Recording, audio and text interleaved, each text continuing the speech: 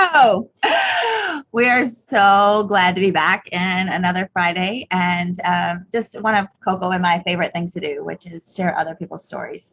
And it's a level of healing that we didn't know would come from doing coffee and cocoa. You know, we wanted to spread this education and awareness, but what we found out is how healing it's been for us to hear these different stories. So I want to make you aware that tonight's a pretty tough story.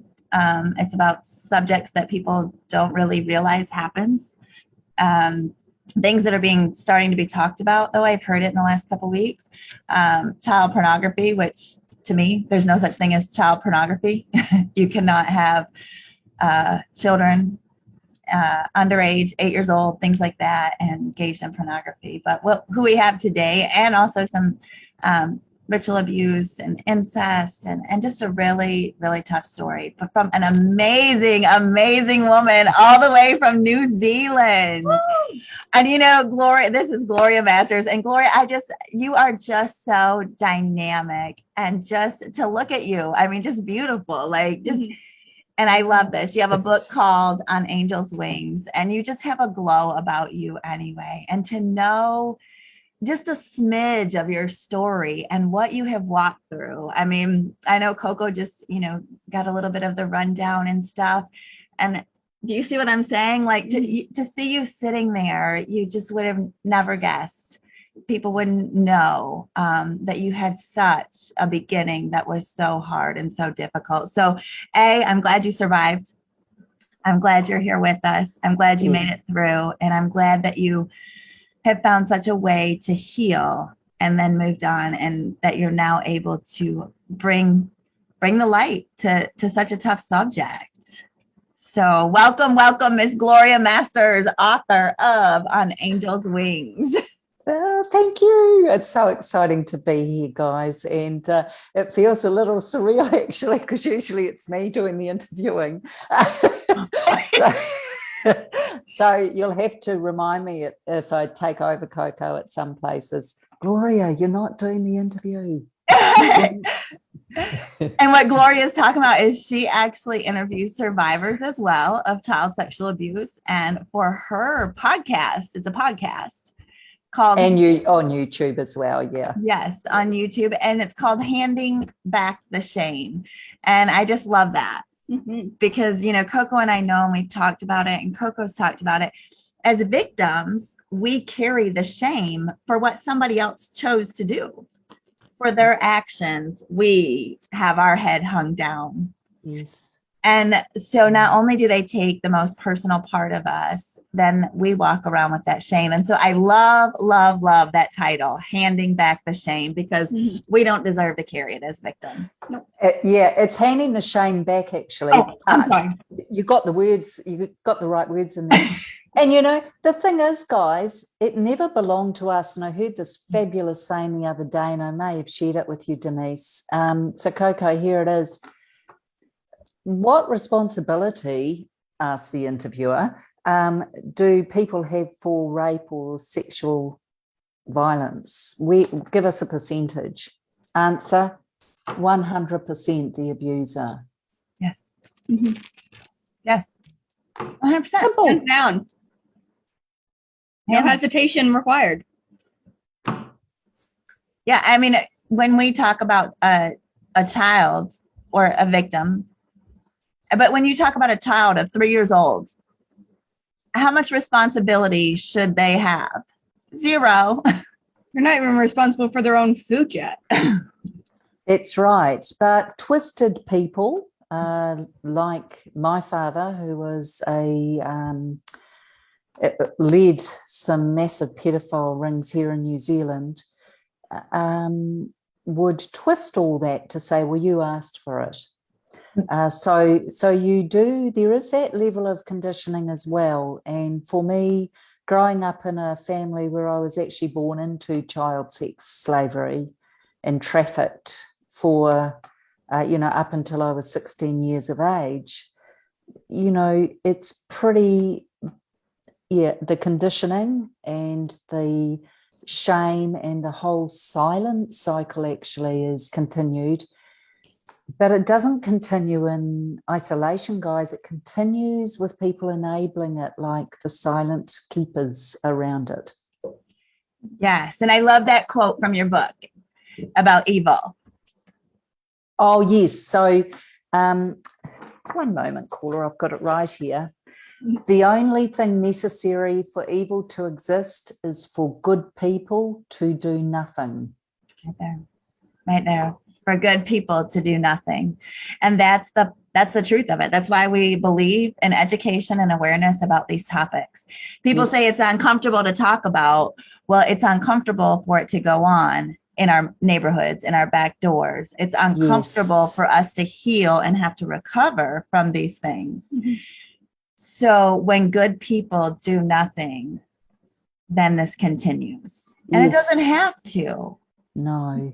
All it takes is what we are trying to do, I think, guys, which is start having conversations around it. If you're a neighbour or a teacher or an adult friend of the family and something is not sitting right with you about a parent's behaviour, it might be male or female or an uncle's behaviour, even if you aren't convinced it could be child sexual abuse, talk to someone, at least start to normalise these conversations. Hey, did you notice how he reached out to her across the table? Mm-hmm. Or did you notice the language there? By talking about it, we remove the veneer of silence, which is what's needed to keep the shame bubbling away and growing. So, yeah, I think it's really, really important that we allow normality to be part of this conversation, in my humble opinion. No, I think you're... Yeah. Yeah. I think that's exactly what it is. Like, we have got to start talking about it. And I have people say, well, it's uncomfortable. Well, it doesn't have to be. When we hear these stories, we're aware that it goes on. But, and I'm just astounded at the numbers of what goes on. So, and I know this is a tough subject, but can you help people understand a little bit? Because you have actually experienced, and people are talking about this now because the concerns for all of the humanitarian things that are going on around the world. And yes. there's a higher risk right now for human trafficking and sex trafficking and for people of becoming these victims. Can you tell people about that, since you were born into a family that was involved in sex trafficking? Yes, and the thing is, in my particular case, because I didn't grow up thinking that's what it was called, Ting. It was just when I started hearing about this 5-10 years ago, I thought, I was sex trafficked. That's what that was. And the definition of that, just so we're clear, is being taken to a place to provide sexual services or favours to adults for their gratification. Mm-hmm. I don't know what else we can call it. It's sex trafficking. Mm-hmm. And especially when large amounts of money change hands. In my case, and in answer to your question, I believe this was generational in my family. This was my father's side of the family. And I believe this had been going on for a couple of generations at least. And the reason I say that is because there were 2 adult female members of his family, my grandmother and one of my aunties, who I love to bits, by the way, until I was 6 or 5.5.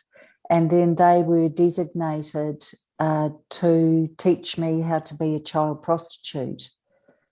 So I know, and that term is abhorrent. Look, and it's not pretty, but it's true. And so in answer to your question, if you're being groomed by adult members of a family, they knew what they were doing. They agreed to do this. They were actually paid. I saw money change hands. They got paid a commission. Some of the trafficking happened out of my grandmother's front room, parlour, they called it back then. Oh, yeah. And so there were lots of things happening, and my cousin was a young man at the time, and I was made to practice on him. So I'd be taken to my auntie's house, taught how to move, turn, contort the body, act alluring as a small child. And this went on for many, many years, and more acts were included in that repertoire. Mm-hmm. But the child sex trafficking began within the family from the age of 4.5. And that was family members only at that point. And then by the time I was 6, I was being taken out to clubs and groups. So my worst time for me was probably between 11 and 12.5, when my parents split up and I lived in my mother's house. I stayed at my father's house. To this day, I don't know why I did that, but I did. Mm-hmm. And that's why I repeatedly say I'm so lucky to be alive, because it was from that point on that I was taken to a nightclub in our red light district in Auckland, put in an upstairs room in there, and prostituted out to male members and clientele. That was also where a lot of the pornographic movies were made. And, during the week as well, there were gentlemen's clubs. I can't say the name because I've been advised legally not to, but we know they're a global entity. We know they are the biggest pedophile ring in the world. And yes, I was trafficked to them a lot. And they were the group that also had the satanic ritual abuse or that satanic abuse. So many, many things. And look, I'd love to say there was a lightness to this. To be honest, there isn't. But do you know why I'm smiling today and I'm so grateful today? Because I just never gave up. Yeah. I had my angels around me, and I would reach out to them, and I would look up at the sky and I would see an angel wing in the sky, or I would see the moon and think, hey, he's smiling at me. And I just took whatever second, whatever moment, whatever I could, and turned that into something that could keep me going. Yeah, it's just it's just amazing to hear you talk about that, and then to be at such a young age. And it reminds me, like, now that I know now, but Coco would sing. I don't know if you've ever heard this song. Do you know what I'm about to say? Sky Full of Angels. Yeah. Really? So so looking back now, I used to think it was so sweet, but now I look back at songs that she would sing with such force, and I now know ages where her abuse began and things. And now I'm like, oh my goodness. But there's the Reba McEntire Sky Full of Angels song. It talks about, you can take my money and you can take my gold, but nobody but Jesus is going to take my soul. And she used to sing that with such power. And, it took me a while after learning in my shame and, how could I have been a mother that didn't know? And it took me a while. And then, but of hearing that song and those lyrics, and I would just cry for her, because I'm, now that I'm hearing the lyrics, I'm like, and the power that she sang it with, but so now I can listen to that song again, but it'll still get me sometimes, just knowing that it's almost like, and there was a couple other songs that she would sing, but the words and the lyrics of the songs that she chose to hang on to during those times, I really believe is what, like you were just talking about as a child, like what you're hanging on to. Did you know you were doing it? No. But like, if you listen to some of the lyrics to the songs that she used to sing at that age, it's like undeniable. It's all there. Yeah, it's wow. Yeah. So, and I think too, and Coco, you'll probably relate, that you know, there was always a part of me that thought you can do what you like to me, and they did, and it was never ending. But they couldn't. There was one thing they couldn't touch. It was in here, and it was in here. And I thought, I've got that. So your song, actually, those lyrics, wow, powerful stuff. Yeah. Wanted to hear you talk about that. And I know it's a tough subject for people to hear about. You know, we think that children are born, and that was another thing I loved in your review. Do you remember helping me out with these words? We were talking about it right before we went on. The words in here about that we can't assume that children are born into like safety. I've got the wrong words here in the review. Challenging us not to assume that every child is safe. We like to believe that every child is going to be born and grow up and go to prom or drive a car, and that's not reality. It's not reality. And we have to stop assuming with all that we know. I know you say 1 in 3. Sometimes we hear 1 in 4, 1 in 6. I mean, even if you take 1 in 6, this is a huge part of our world population. So how can we continue? And you said it, evil continues to exist when good people do nothing. How can we hear these numbers and continue to turn our head or not want to hear? We've got to open that door, and we have to normalize this, because unfortunately, you're not the only one that has been trafficked as a child. No. You know, and you're not the only one. We hear so many stories and stuff. We haven't done a lot of stories on satanic ritual abuse and stuff, but I'm aware from the things that I do while Coco's at school and living life as a teenager, I'm aware, and I interact on the, you know, and have a lot more understanding and knowledge about the satanic ritual abuse that goes on, or the religious abuse. Yeah, look, and I think you're right. I think it's a society issue, guys. I think until it can be a normalized conversation, people are uncomfortable. And I asked a male friend of mine one day, why are people so uncomfortable? They just want me to shut up, basically. Got told that the other day. Shut up, Gloria. Makes me uncomfortable. Yeah, but so no, he was honest. He said it makes everyone uncomfortable. And I said, yeah, but being uncomfortable doesn't change 2 things. 1, it didn't happen. And 2, it's happening today. It is. And that it's still wrong. It's completely 100% wrong.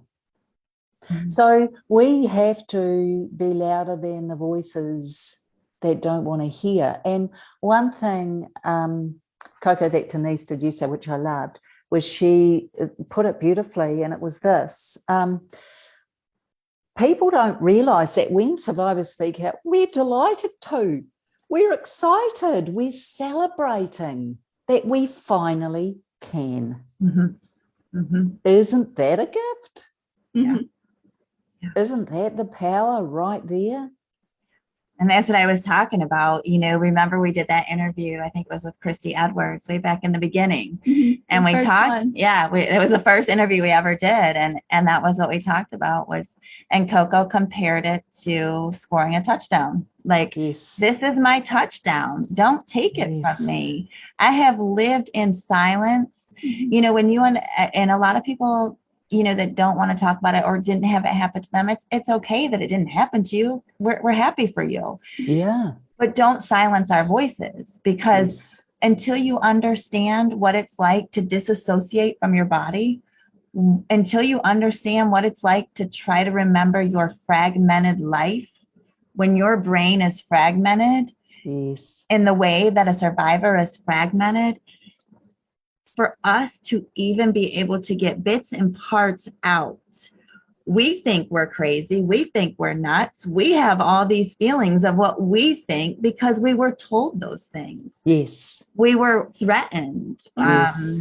I know one of the things somebody was bringing up the other day, an interview that we did, and they were talking about an interview, and they were recalling when Coco was asked the question by the person, did you think your mother believed you? And Coco said no. And in the beginning, she didn't think I believed her. Mm-hmm. And she was told I wouldn't believe her.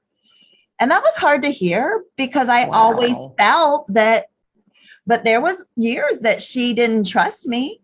And she was taught not to trust me. She was taught not to tell me. She was groomed in that process. And then the other thing the person brought up was how you were talking about being threatened with being thrown in a fire. Mm-hmm. If you told, do you remember that? Mm-hmm. So, those are the things like we finally, it's so scary to live in that world that we were in. Yeah. It's interesting you say that because, the hallmarks as you're talking make me think of a few commonalities we as CSA survivors experience. I've just finished writing a blog on this, actually, hypervigilance. Oh, don't get me started. Right. How many people in the room? How far away? Where's the exit? When can you go? How can you start to edge away? All of those things, your sense of smell, your sense of hearing. I can remember even as much as 10 years ago, someone saying to me, how come you can hear things? No one else can. And my little inside voice is saying, because I had to. Mm-hmm. I had to keep as safe as I could. So the point is, guys, we know we can use some of our commonalities like hypervigilance, like being triggered, like feeling a sense of isolation, as actually switching it up and validating and vindicating us, because they wouldn't be part of who we are if that hadn't happened to us. So let's honour that. Let's celebrate. Actually, yes, I am telling the truth. This did happen. Here's my body reminding me. Yeah. Yeah. And what she's talking about right there, here's my body reminding me. We have these things that happen in our body as survivors, Yes. And if you haven't read it, there's a book out there that many survivors do. The body body keeps the score. Yeah. Body keeps the score. Yes. And so these things are real to us. Chronic pain. That's Maria Sokoloff, one of our authors that we recently shared, and she's in the TWC Clubhouse, and she shares a weekly group. And I have learned just some of the most incredible healing techniques from her. But hers all came back through chronic pain. And, chronic fatigue and like things. And when you talk about that hypervigilance, when you're constantly ready for, survivors are like a cat ready to pounce. Like we don't know, but we know we got to be ready. And making up situations like, oh, if this happens, then I have to do this, this, this, and this, and being prepared for anything that comes the way. Yes, absolutely. And you're so right, because, we have 4 potential trigger responses: fight, flight, freeze, or the 4th one currently is fawn. Mm-hmm. And that I was queen of that. I would fawn. So I would be everything you needed, everything my mother or father needed or whoever needed. Why? Because I wanted to be safe and walk away okay, or as okay as I could be. So there's those trauma responses, and that's what we do. And when we're hypervigilant, we're kind of all 4 really, because we're wanting to run, but we're frozen as well. It's a real complex issue. And being triggered. How does that go for you guys? You can walk into a room and whoa. And I think that's the thing that people don't realize today. Do you still experience what she's talking about? Oh, yeah. Mm-hmm.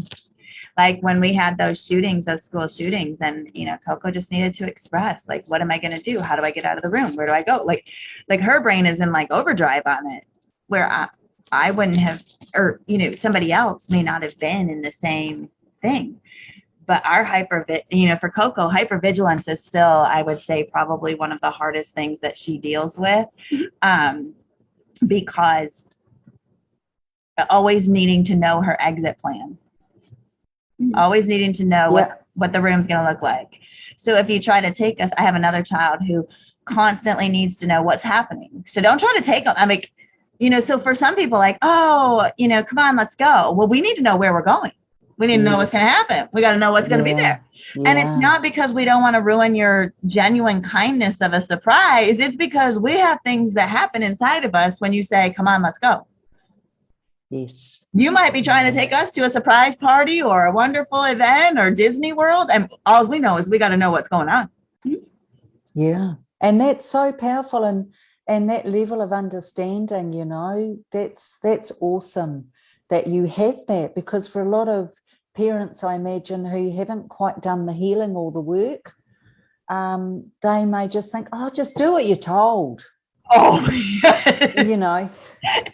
And it's a whole, and as a mother of survivors, as a mother of survivors, it is a whole different parenting thing that I have been under, as far as trying to help my children heal and also teach them discipline, consequences, and everything. It is the finest line I have ever experienced in my life, of when to understand my children and when to consequence, or when is this, you know, a response. It's hard, it's difficult in our house sometimes. And and knowing that, you know, because a lot of parents, and, you know, because I said, get in the car, you know, and they want to surprise you or whatever. I've got a child, and I'm bad to do it sometimes, because we need to go. We're in a hurry. We got to get there. And I have a child that I can do that to, and I can send them into World War III without even knowing it. Well, without even being conscious of it myself. But it's their hypervigilance that they need to know. So I'm so glad you brought that up, because I think that's how we heal. And I think that's what the world needs to understand. I am not let's make this a cushiony ride for everyone. I think I shared it with you yesterday. These triggers, these reminders inside, I told my kids, it's not your fault that they're there, but it's your responsibility to deal with. I don't believe that we just, you know, oh, the whole world can act however they want. We can say whatever we want. We can do whatever we want. We can say, oh, well, I was triggered. No, I don't believe that. You have to hold that accountability. But as a society, we can understand these responses, so that you don't say to my child, hey, let's go. That you can understand that you just caused my child to become terrified. Yeah, and I agree with you. And I think really what you guys are saying is it comes down to education. Yes. People can't act on what they're not informed about. So I think there needs to be a huge amount. I'm writing my second book at the moment, My Flight Path to Healing, which is going to be a recovery guide for CSA survivors. Yeah. Oh, excellent. I know it's going to be awesome. Just our conversation, just the conversations I've had with you. Oh, this is going to be awesome. Well, look, but it's you know, early stages. But what I'm doing is I'm looking at what's common for us. And Coco, weigh in here. So things like feeling isolated, being triggered, that hypervigilance component, not trusting. You know, I'm sure there's more. Oh, yeah. Right. So my point is, I'm going to be creating this guide to actually, because I haven't found anything out there, guys, that helped me. And I think people are always saying, how did you get through? What can we do? How can I do this?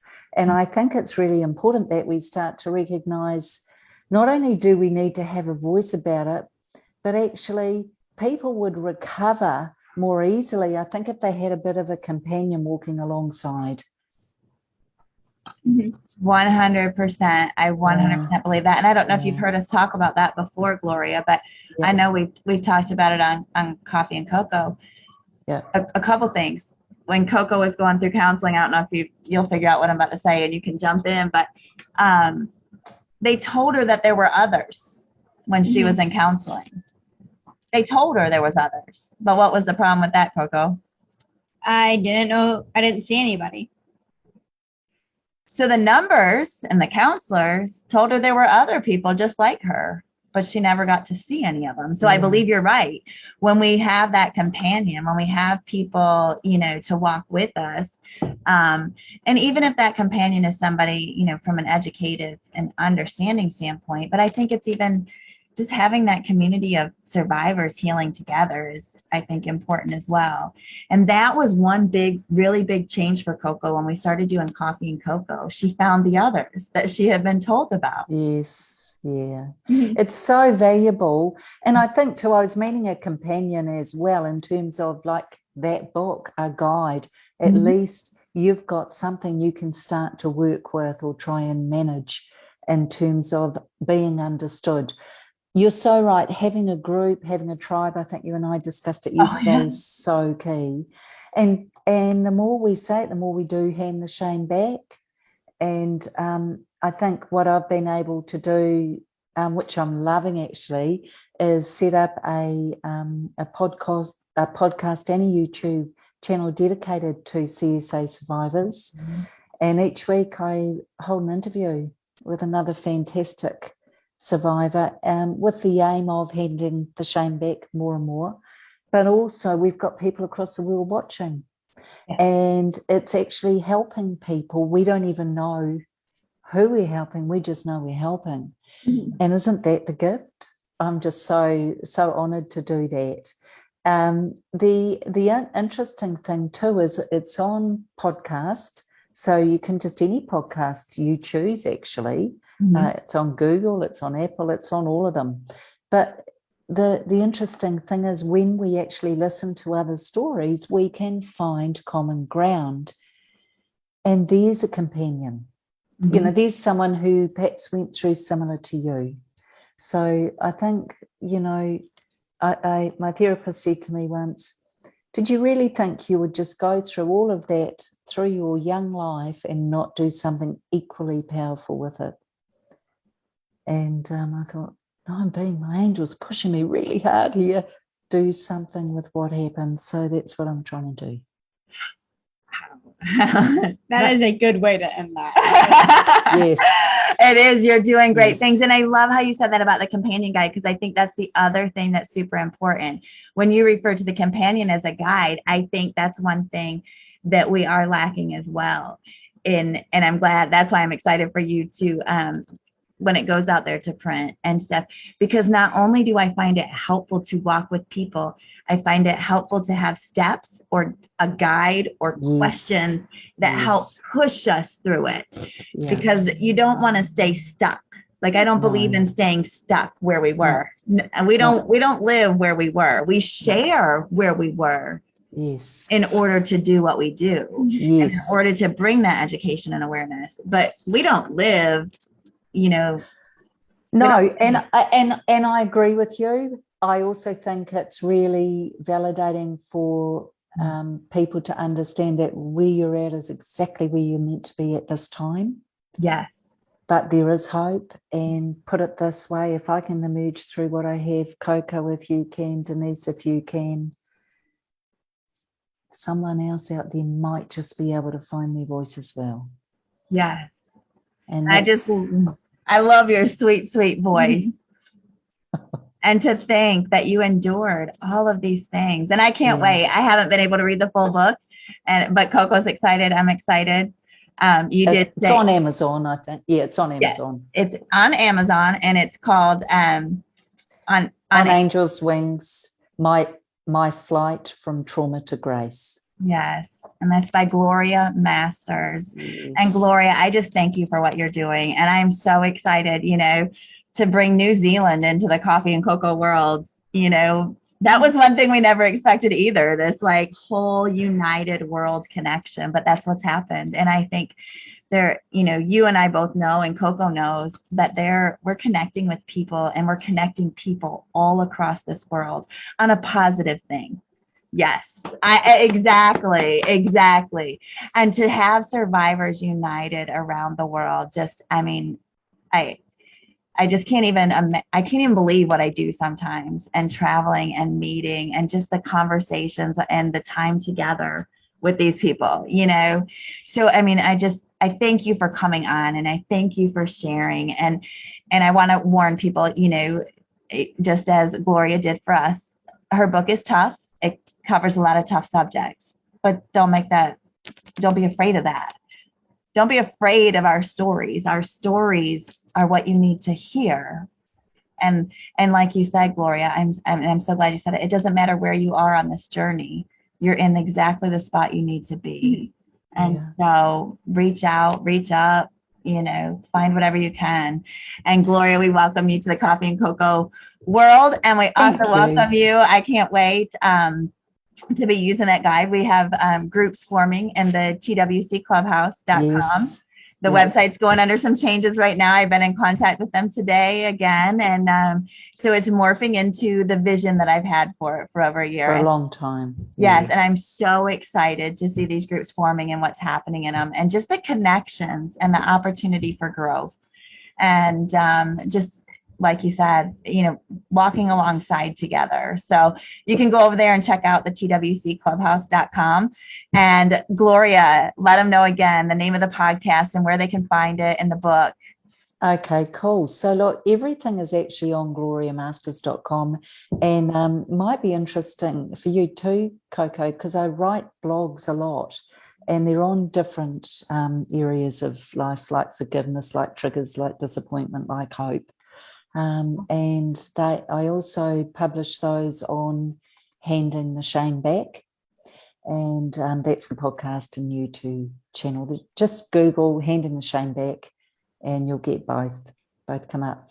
So very excited to speak to you guys today, and also if anyone's interested in ever being a guest on the show, please go on gloriamasters.com and fill out the form. Very happy to have you. I do need to say it is just for CSA survivors, though. Yes. Dedicated to that. Thank you. Yes. No, I love that you say that, because that's something I never say and stuff. And so I'm glad you bring that point out. Gloria shares on her stuff weekly, survivors. And I know, Gloria, that, and for me, I would love to get your emails that says, hey, I want to share my story. I need somewhere to share my story, right? We would love to hear from you too. So reach out to Gloria, reach out to Coffee and Cocoa, and let us know, especially for Gloria, if you're a child sexual abuse survivor and you want to hand the shame back. Did I get it right? Which one is it? Nearly. Handing the shame back. I'm a little off. No, you're perfect. But I love that title. I love it. I love it. So if you want to step up to that microphone and you want to hand in the shame back. If you want to hand that back, give it to them. I love it. I love it. Give it back. Never belonged to us. Thank you. It never belonged to this. It never belonged to us. And I think that is perfect right there. It never belonged to us. So as always, we encourage you to find your voice. Bye-bye.